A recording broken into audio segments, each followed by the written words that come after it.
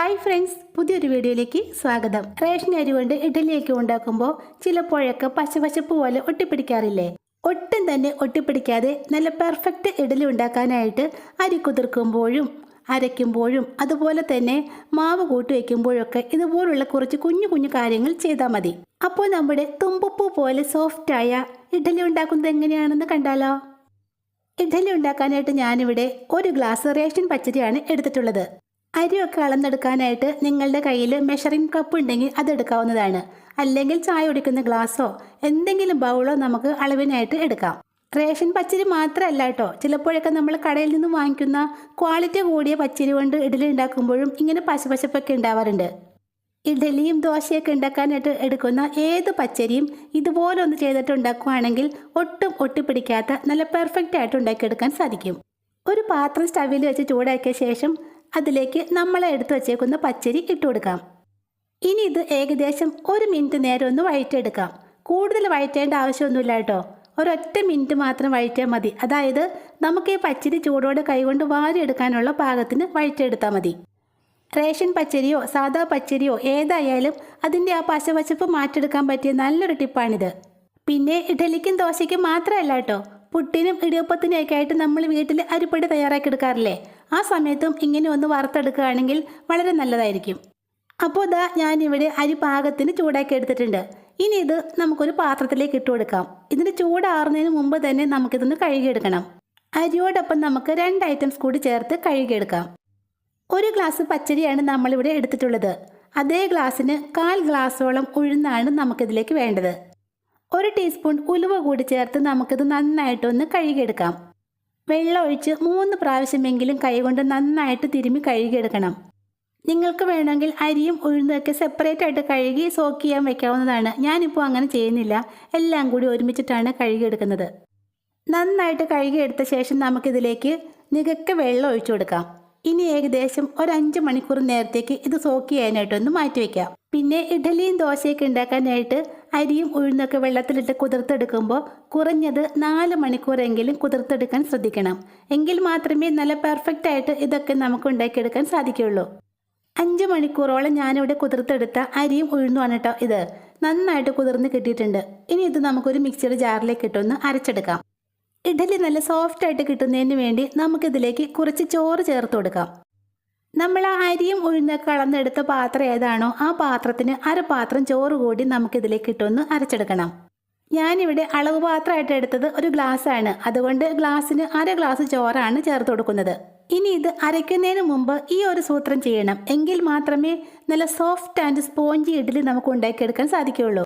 നമ്മുടെ അരിയും ഉഴുന്നൊക്കെ മിക്സി ജാറിൽ അരച്ചെടുക്കുമ്പോൾ ജാറ് വല്ലാണ്ട് അങ്ങ് ചൂടായി പോകും. അത് ഒഴിവാക്കാനായിട്ട് 2 ഐസ് ക്യൂബ്സ് ഞാൻ ഇതിലേക്ക് ഇട്ട് കൊടുക്കുന്നുണ്ട്.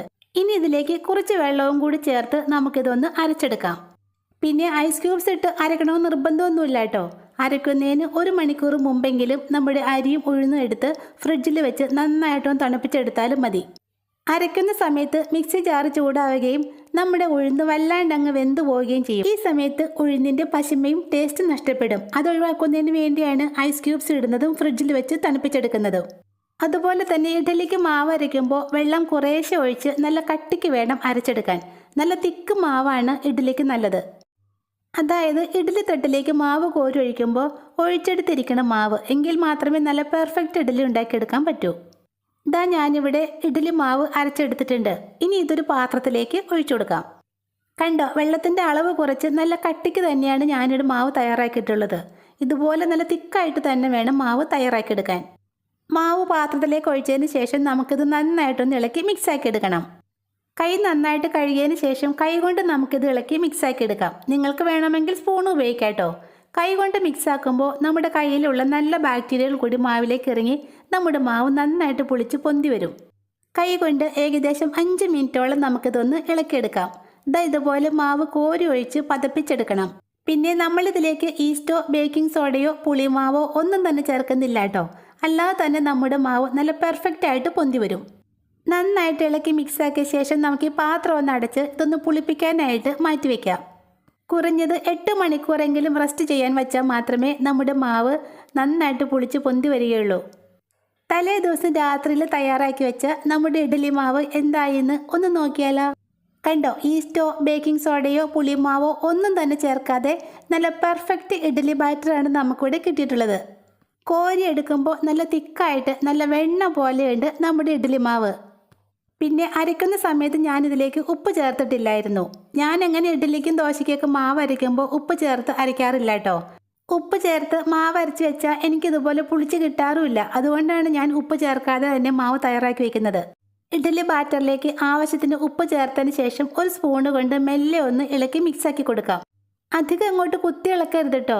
സ്പൂണ് കൊണ്ട് ഉപ്പ് മെല്ലെ ഒന്ന് ഇളക്കി മിക്സാക്കി കൊടുത്താൽ മാത്രം മതി. ഉപ്പ് ചേർത്തതിന് ശേഷം വേണമെങ്കിൽ ഒരു 10 മിനിറ്റ് കൂടി റെസ്റ്റ് ചെയ്യാനായിട്ട് മാറ്റി വയ്ക്കാം. ഞാൻ അങ്ങനെ ചെയ്യുന്നില്ല കേട്ടോ. ഞാൻ ഇപ്പം തന്നെ ഇഡ്ഡലി ഉണ്ടാക്കുകയാണ്. നല്ല പെർഫെക്റ്റ് ഇഡ്ഡലി കിട്ടുന്നതിന് വേണ്ടി അരി കുതിർത്തപ്പോഴും അരച്ചപ്പോഴും മാവ് കൂട്ടി വെച്ചപ്പോഴൊക്കെ നമ്മൾ ചില കാര്യങ്ങൾ ചെയ്തു. അതുപോലെ തന്നെ വേവിച്ചെടുക്കുമ്പോഴും ചില കാര്യങ്ങൾ ചെയ്താൽ മാത്രമേ അരികൊന്നും പൊട്ടിപ്പോവാത്ത നല്ല സ്പോഞ്ച് ഇഡ്ഡലി നമുക്ക് ഉണ്ടാക്കിയെടുക്കാൻ പറ്റൂ. ഇഡ്ഡലി തട്ട് നന്നായിട്ട് കഴുകി തുടച്ച് ഉണക്കിയതിന് ശേഷം മാത്രം അതിലേക്ക് കുറച്ച് എണ്ണയോ വെളിച്ചെണ്ണയോ തേച്ച് കൊടുക്കാം. തട്ടിൽ നനവുണ്ടായി കഴിഞ്ഞാൽ നമ്മൾ ഇഡ്ഡലി പാകം ചെയ്ത് തട്ടിൽ നിന്നും പെറുക്കിയെടുക്കുമ്പോൾ അത് പൊട്ടിപ്പോവാനുള്ള ചാൻസ് ഉണ്ട്. അതുപോലെ തന്നെ ഇഡ്ഡലി പാത്രത്തിൽ ആവശ്യത്തിന് വെള്ളം ഒഴിച്ച് നന്നായിട്ടും തിളപ്പിക്കണം. അതിനുശേഷം മാത്രമാണ് നമ്മൾ എണ്ണ പുരട്ടി വെച്ചേക്കുന്ന തട്ടെടുത്ത് പാത്രത്തിലേക്ക് വെക്കാൻ പാടുള്ളൂ. തട്ടിറക്കി വെച്ചതിന് ശേഷം നമുക്ക് ആ ഇഡ്ഡലി മാവ് ഓരോ കയ്യിൽ വീതം കോരി തട്ടിലേക്ക് ഒഴിച്ചു കൊടുക്കാം. നല്ല തിക്കായിട്ട് മാവ് അരച്ചത് കാരണം ഒഴിച്ചാൽ ഒഴിച്ചെടുത്ത് മാവ് ഇരിക്കുന്നത് കണ്ടോ. ഇതുപോലെ വേണം ഇഡ്ഡലിക്ക് മാവ് അരച്ചെടുക്കാൻ. അതുപോലെ തന്നെ ഓരോ കുഴികളിലും 1/4 ഭാഗം മാത്രമേ മാവ് ഒഴിച്ചു കൊടുക്കാൻ പാടുള്ളൂ. അല്ലെങ്കിൽ ഇഡ്ഡലി വെന്ത് വരുമ്പോൾ പുറത്തേക്കെല്ലാം പരന്നു പോയി ഷേപ്പ് ഇല്ലാതാകും. അരി കുതിർത്തപ്പോഴും അരച്ചപ്പോഴും മാവ് കൂട്ടിയപ്പോഴൊക്കെ നമ്മൾ ചെയ്തതുപോലെ തന്നെ ഇഡ്ഡലി വേവിക്കുമ്പോഴും ഒരു പ്രധാന കാര്യം ചെയ്യാൻ മറക്കരുത്. തട്ടിൽ മാവ് ഒഴിച്ച് അടച്ചതിന് ശേഷം ഏകദേശം 2 മിനിറ്റ് നേരത്തേക്ക് തീ കൂട്ടി വെക്കണം. അതായത് നല്ല ഹൈ ഫ്ലെയിമിൽ തന്നെ സ്റ്റൗ വെക്കണം. ഹൈ ഫ്ലെയിമിൽ വെക്കുന്ന ഈ സമയത്താണ് നമ്മുടെ ഇഡ്ഡലി നന്നായിട്ട് പൊന്തി വരുന്നത്. അപ്പോൾ ഈ സമയത്ത് ചൂട് കുറവാണെങ്കിൽ ഇഡ്ഡലി പൊങ്ങി വരാതെ പതിഞ്ഞു പോകും. പെർഫെക്റ്റ് ഇഡ്ഡലി ഉണ്ടാക്കാനുള്ള നല്ലൊരു ടിപ്പാണ് കേട്ടോ ഇത്. ഇത് മറക്കാതെ തന്നെ ചെയ്യണേ. 2 മിനിറ്റ് നേരം ഹൈ ഫ്ലെയിമിലിട്ടതിന് ശേഷം ഫ്ലെയിം കുറച്ച് ഏകദേശം 4 മിനിറ്റ് നേരം കൂടി മീഡിയം ഫ്ലെയിമിലിട്ട് നമുക്കിതൊന്ന് കുക്ക് ചെയ്തെടുക്കാം. ഏകദേശം ഒരു 7-8 മിനിറ്റ് ആയപ്പോഴേക്കും നമ്മുടെ ഇഡ്ഡലി നന്നായിട്ട് വെന്ത് വന്നിട്ടുണ്ട്. ഇനി നമുക്ക് ആ തട്ട് ഓരോന്നായിട്ട് പുറത്തേക്ക് മാറ്റി വയ്ക്കാം. പിന്നെ ഇഡ്ഡലിയും തട്ടും നന്നായിട്ട് തണുത്ത ശേഷം മാത്രമേ ഇത് തട്ടിൽ നിന്ന് റിമൂവ് ചെയ്യാൻ പാടുള്ളൂ. അല്ലെങ്കിൽ ഇഡ്ഡലി പൊട്ടിപ്പോകും. നിങ്ങൾക്ക് പെട്ടെന്ന് തന്നെ ഇഡ്ഡലി എടുക്കണമെന്നുണ്ടെങ്കിൽ തട്ട് ടാപ്പിൻ്റെ അടിയിൽ കമിഴ്ത്തി പിടിച്ചിട്ട് അതിന് മുകളിലേക്ക് വെള്ളം ഒഴിച്ചു കൊടുക്കണം. തട്ടും ഇഡ്ഡലിയും തണുത്തതിന് ശേഷം പെറുക്കിയെടുക്കാം. കുറച്ച് നേരം വെച്ചപ്പോഴേക്കും നമ്മുടെ ഇഡ്ഡലി നന്നായിട്ട് തണുത്ത് കിട്ടിയിട്ടുണ്ട്. ഇനി ഞാനിത് തട്ടിൽ നിന്നും എടുക്കുകയാണ്. കണ്ടോ, നല്ല പെർഫെക്റ്റ് ആയിട്ട് മാവ് അരച്ച് വെച്ചാൽ ഇതുപോലെ നല്ല പെർഫെക്റ്റ് ആയിട്ടുള്ള ഇഡ്ഡലി നമുക്ക് ഉണ്ടാക്കിയെടുക്കാം. ഇഡ്ഡലി ഉണ്ടാക്കാൻ മാത്രമല്ല കേട്ടോ, നല്ല മൊരിഞ്ഞ ദോശ ഉണ്ടാക്കാനും നമുക്ക് ഈ മാവ് മാത്രം മതി.